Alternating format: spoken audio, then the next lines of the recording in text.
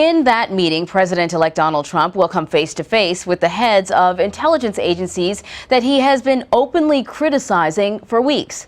The leaders of the CIA, FBI, NSA, as well as the director of the National Intelligence, are all expected to give Mr. Trump his first full classified briefing on Russia's cyber attacks during the 2016 election.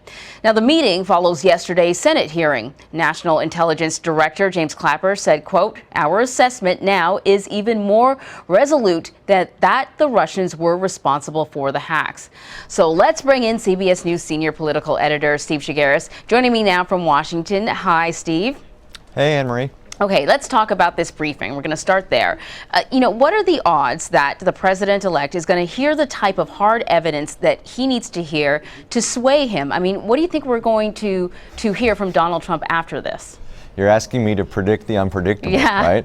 I don't know what we're going to hear from him, and that's what we're all waiting for. I mean, it seems as if what we've all heard from these intelligence leaders that Russia, there's clear evidence, or at least pretty solid evidence, that Russia was involved in hacking, or at least hacking of the DNC, of John Podesta's emails, and of other efforts to try to influence the election. Now, they're going to present this to Trump. Trump has raised a lot of questions, in some cases disparaged the intelligence community over all of this. So does he do a complete 180 after this meeting?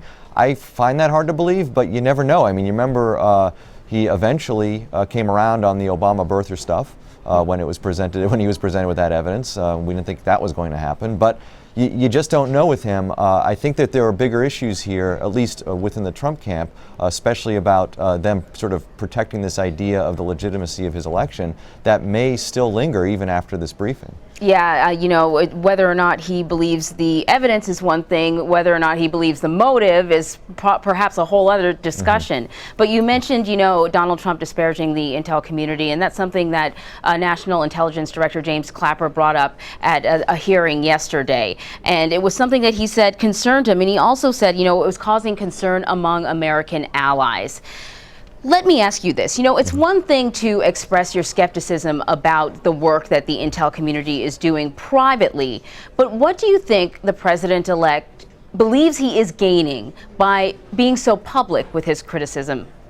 Yeah, I don't know if he's looking at it as he's gaining something. I truly believe that there's a sense within the Trump campaign, and probably with Trump himself, that there's an effort by Democrats and others to undermine the legitimacy of his election. And I think that's what's driving a lot of this. And so it's this sort of scorched earth, like whoever's standing in the way of him proving that he has been legitimately elected. He's suggesting that all these questions have been raised. Maybe he's trying to say Russia had nothing to do with me getting elected president. And that's sort of what this is. And so if that means that he has to slam intelligence officials because they come up with evidence to show that Russia was behind this stuff, well, so be it. But again, he's having a hard time, I think his people are having a hard time sort of separating this idea that there's a political discussion going on and then there's an evidence gathering part of this going on. The evidence shows one thing, but there's also a political discussion, and there is no question that there are people out there who are trying to undermine Donald Trump's presidency. Of course they're going to do that. His opponents are going to do that. But to throw the intelligence community under the bus in order to sort of to prove that you are legitimate, I don't know the ultimate goal there for him. At some point, he's going to have to figure out that the politics and the actual intelligence are two completely different things. Yeah, and his meeting with James Clapper today will be Mr. Clapper's among his final official duties as National Intelligence Director. And we are learning now, CBS News has learned, that former Indiana Senator Dan Coats may be his replacement. What can you tell us about the senator? He has been critical of Russia at times, correct? Sure, yeah. He's also a big fan of Donald Trump. He's was served 16 years as a Republican from Indiana in the Senate. He was on the Intelligence Committee, and he's considered really just sort of an affable, really nice guy by his colleagues. This position he's going into, though, is sort of interesting because the D&I position was created after 9/11. It was one of these positions the directive is to coordinate the intelligence community and the information coming from 16 different intelligence organizations in the federal government. And it's more of a logistical sort of wrangling type job than it is, say, being the leader of the CIA. So there are not a ton of people who are deep into intelligence that want these jobs, because it's not a total intelligence gathering type job. It's more of a coordination job. But Coates is the type of guy, at least from what we hear from his colleagues, that would be good at something like this. He's very well respected and has the knowledge. In fact, he was also ambassador to Germany right around 9/11 as well. All right, Steve, I want to turn to one of Donald Trump's biggest campaign promises, that a wall will be built along the U.S.-Mexico border and Mexico is going to pay for it. But now we're hearing something a little different, right? We're hearing that there are reports that congressional Republicans are working on a multi-billion-dollar plan to build a wall. Yes, taxpayers may be footing the bill, at least initially. Earlier today, Kellyanne Conway, an advisor to Donald Trump, was on CBS this morning. She was asked about that. I want to play her response and then we'll talk.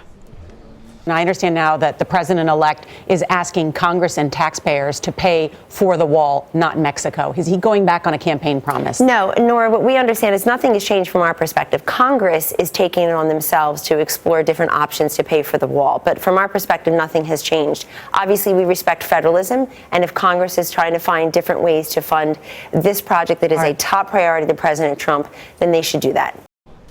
So, Steve, this morning, the president-elect tweeted out that Mexico would be paying the U.S. back later. I don't know how he's going to make Mexico do that after the wall's already built, but, what's your take on how all of this is playing out, and what do you think it all means? Well, so this is now the details, right? We're trying to figure out the details of the promises that have been made throughout the campaign. And this is something that we were unable to get to during the campaign when we asked him about this. How are you going to make this happen? How are you going to make Mexico pay for the wall? So now what they're saying is, okay, so we build it and then we go back and get the money from Mexico. Well, that's the question. That's the question that's going to be answered. It's not necessarily a breaking a promise. He's still intending to get Mexico to pay for the wall, but now it seems like they're intending to get Mexico to pay for it later. So the question to them now is, how are you going to do that? Mexico has already said they're not going to pay for the wall. So what are you going to do after the United States foots the bill for this, if the United States does foot the bill for it? What are you going to do to force Mexico to pay for this wall? That's the big question. It was something, again, we tried to get out of them during the campaign. The devil is always in the details, and we were unable to get details on a lot of policy promises that Trump made throughout the campaign. So now we're getting into the details. Now it's time to ask them again, how are you going to get Mexico to pay for this? You promised that. Are you going to keep your promise? Right. Our Steve Chaggaris in Washington. We always appreciate your insights, Steve. Thank you so much. Thanks.